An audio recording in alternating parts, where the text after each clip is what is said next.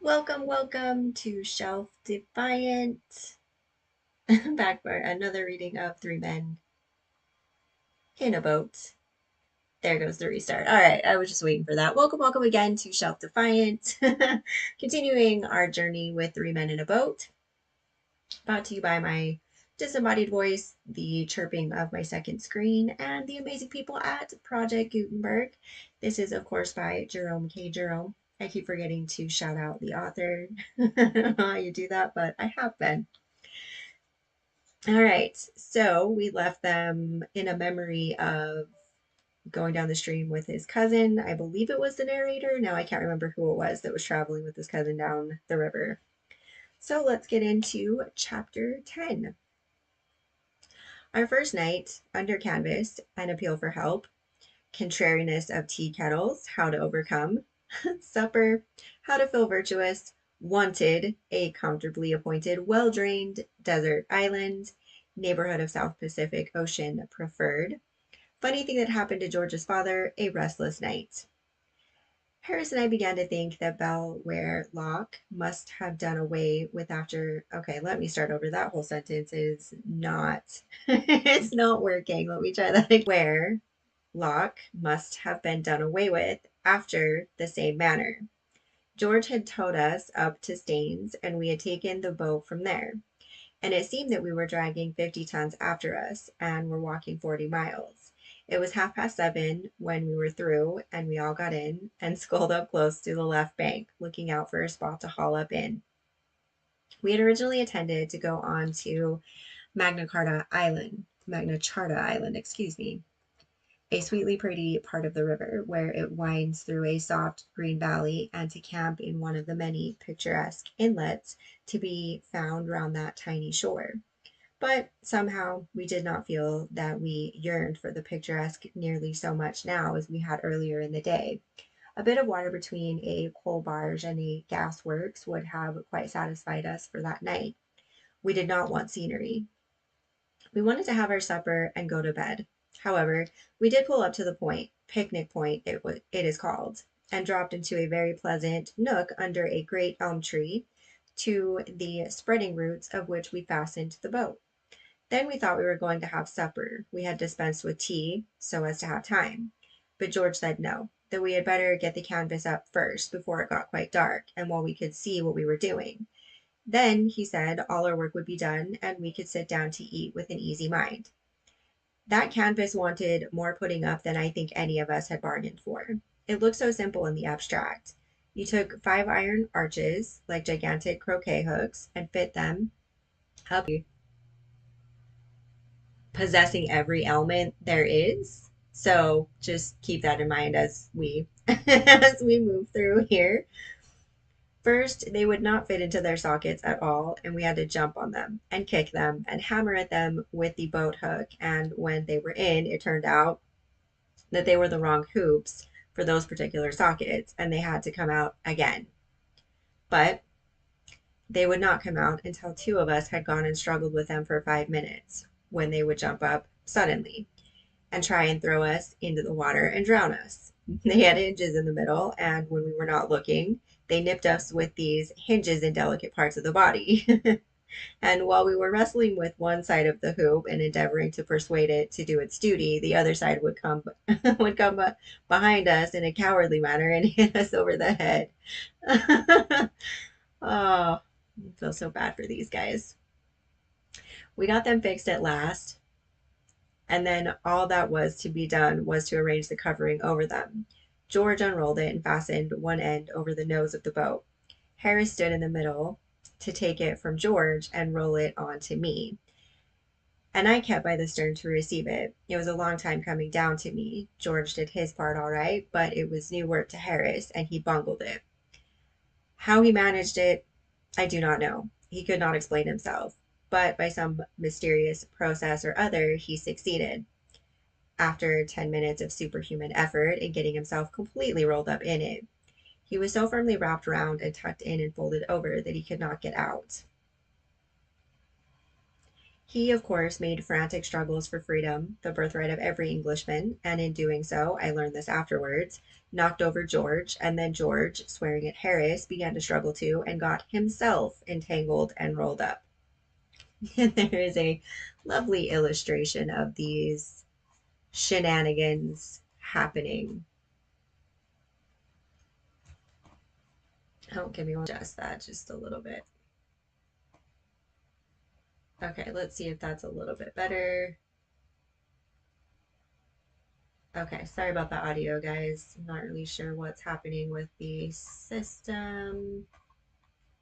Okay, it's going into the yellow quite frequently and a couple of red, so my apologies. Still working with the audio. And back to the story. I knew nothing about all this at the time. I did not understand the business at all myself. I had been told to stand where I was and wait till the canvas came to me. And Montmorency and I stood there and waited, both as good as gold. We could see the canvas being violently jerked and tossed about pretty considerably, but we supposed this was part of the method and did not interfere. We also heard much smothered language coming from underneath it, and we guessed that they were finding the job rather troublesome and concluded that we would wait until things had got a little simpler before we joined in. We waited some time, but matters seemed to only we waited some time, but matters seemed to get only more and more involved until at last George's head came wriggling out over the side of the boat and spoke up. It said, "Give us a hand here, can't you, you cuckoo?" Standing there like a stuffed mummy. "When you see we're both suffocating, you dummy." I never could understand an appeal for help, so I went and undid them, not before it was time either, for Harris was nearly black in the face. It took us half an hour's hard labor, and we cleared the decks and got out supper. We put the kettle on to boil up in the nose of the boat and went down to the stern and pretended to take no notice of it. That is the only way to get a kettle to boil up the river. If it sees that you are waiting for it and are anxious, it will never even sing. You have to go away and begin your meal as if you were not going to have any tea at all. You must not even look round at it. Then you will soon hear it sputtering away, mad to be made into tea. It is a good plan too, if you are in a great hurry, to talk very loudly to each other about how you don't need any tea and are not going to have any. You get near the kettle so that it can overhear you, and then you shout out, "I don't want any tea." "Do you, George?" To which George shouts back, "Oh no, I don't like tea. We'll have lemonade instead. Tea's so indigestible." Upon which the kettle boils over and puts the stove out. We adopted this harmless bit of trickery, and the result was that by the time everything else was ready, the tea was waiting. Then we lit the lantern and squatted down to supper. We wanted that supper.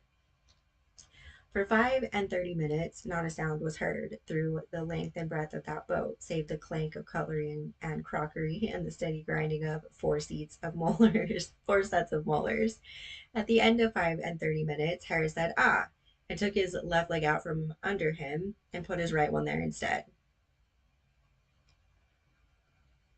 5 minutes afterwards, George said, "Ah," too, and threw his plate out on the bank, and 3 minutes later than that, Montmorency gave the first sign of contentment he had exhibited since he had started, and rolled over on his side and spread his legs out. Then I said, "Ah," and bent my head back and bumped it against one of the hoops, but I did not mind it. I did not even swear. How good one feels when one is full, how satisfied with ourselves and with the world. People who have tried it tell me that a clear conscience makes you very happy and contented. But a full stomach does the business quite as well, and is cheaper and more easily obtained. One feels so forgiving and generous after a substantial and well digested meal, so noble minded, so kindly hearted. It is very strange, this domination of our intellect by our digestive organs. We cannot work, we cannot think, unless our stomach wills so. It dictates to us our emotions, our passions. After eggs and bacon, it says work. After beefsteak and porter, it says sleep. After a cup of tea, two spoonsful for each cup, and don't let it stand more than 3 minutes. It says to the brain, now rise and show your strength. Be eloquent and deep and tender. See with a clear eye into nature and into life. Spread your white wings of quivering thought and soar, a godlike spirit over the whirling world beneath you, up through long lanes of flaming stars to the gates of eternity. My breakfast never speaks to me like that. You guys, do you ever have a breakfast that speaks to you like that? Or tea or supper? After hot muffins, it says, be dull and soulless, like a beast of the field, a brainless animal with listless eyes, unlit by any ray of fancy or of hope or fear or love or life. And after brandy, taken in sufficient quantity, it says, now come, fool, grin and tumble, that your fellow men may laugh. Drivel and folly and splutter in senseless sounds, and show what a helpless ninny is poor man whose wit and will are drowned in half an inch of alcohol. We are but the veriest, sorriest slaves of our stomach. Reach not after morality and righteousness, my friends. Watch vigilantly your stomach, and diet it with care and judgment. Then virtue and contentment will come and reign within your heart, unsought by any effort of your own, and you will be a good citizen, a loving husband, and a tender father, a noble, pious man. Before our supper, Harrison, George, and I were quarrelsome and snappy and ill tempered. After our supper, we sat and beamed at one another, and we beamed upon the dog too. We loved each other. We loved everybody. Harris, in moving about, trod on George's corn, Harris's fate in this world and the next that would have made a thoughtful man shudder. As it was, he said, sweet. Yeah, hangry is a thing, man. And Harris, instead of merely observing in his most unpleasant tones that a fellow could hardly help treading on some bit of George's foot, if he had to move about at all within 10 yards of where George was sitting, suggesting that George never ought to come into an ordinary sized boat with feet that length, and advising him to hang them over the side, as he would have done before supper, now said, oh, I'm so sorry, old chap. I hope I haven't hurt you. I will maintain, hangry is a thing.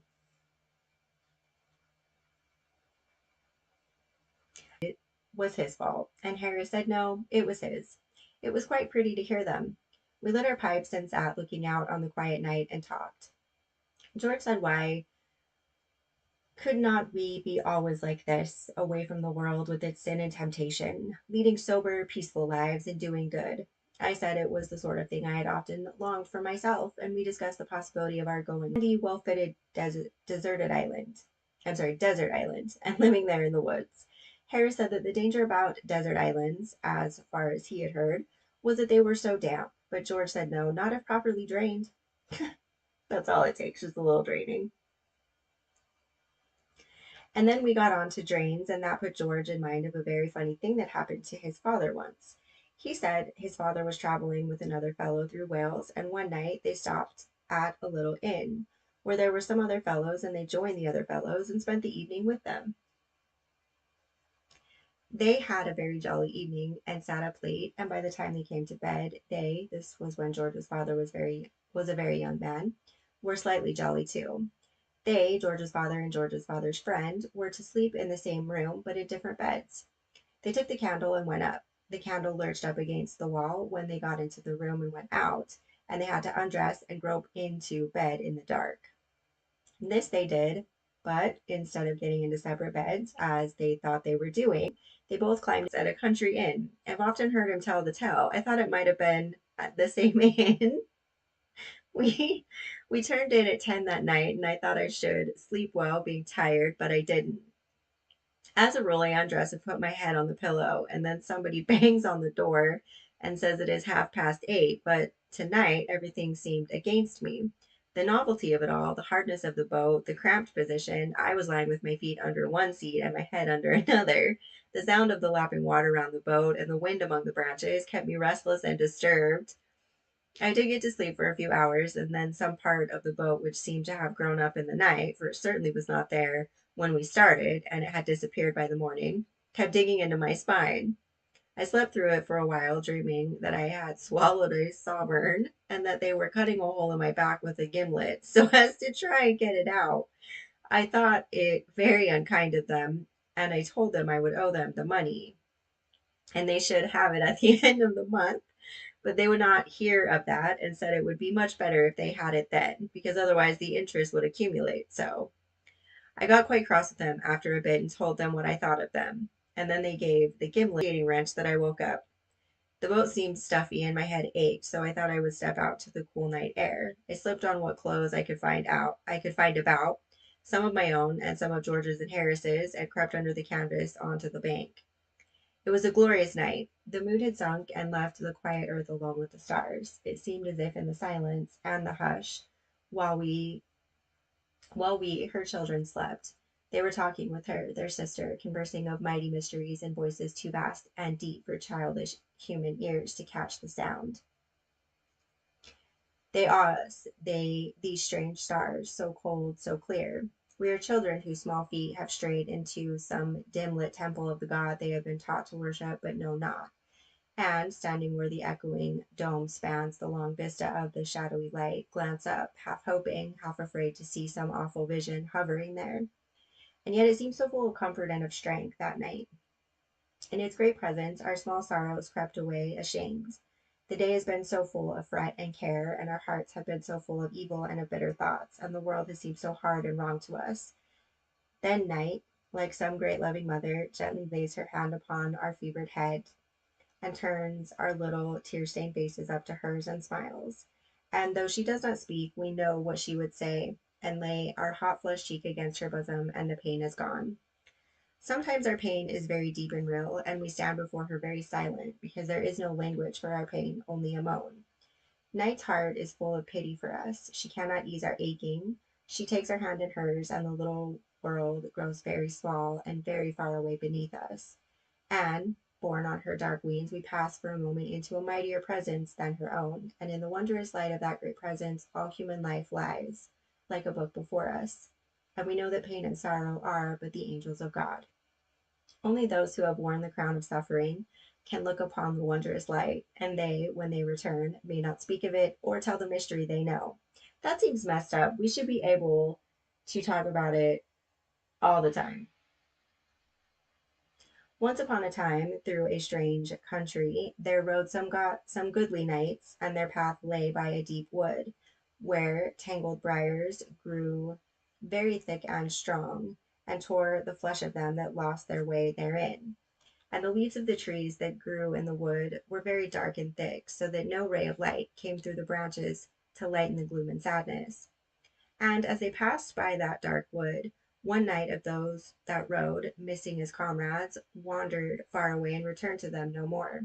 And they, sorely grieving, rode on without him, mourning him as one dead. Now, when they reached the fair castle towards which they had been journeying, they stayed there many days and made merry. And one night, as they sat in cheerful ease around the logs that burned in the great hall and drank a loving measure, there came the comrade they had lost and greeted him. His clothes were ragged like a beggar's, and many sad wounds were on his sweet flesh, but upon his face there shone a great radiance of deep joy.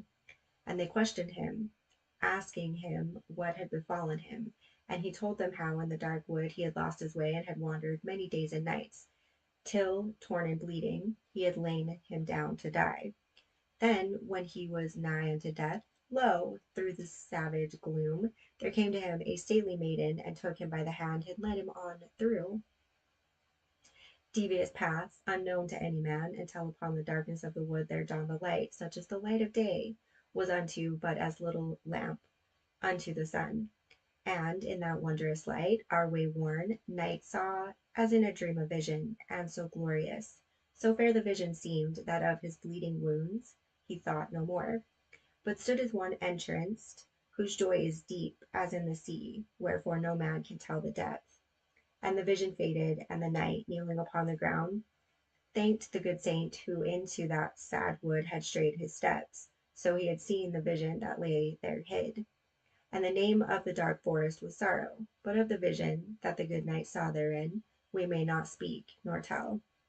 But didn't you kind of already do that by telling the knight's tale? Isn't that basically what just happened?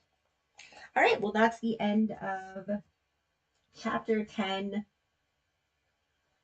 I think the funniest part was his dream and the two men ending up in bed together, not realizing that it's them together and shoving each other out of the bed. Let me know what your favorite part of this was. Thank you for joining me, as always, and see you next time.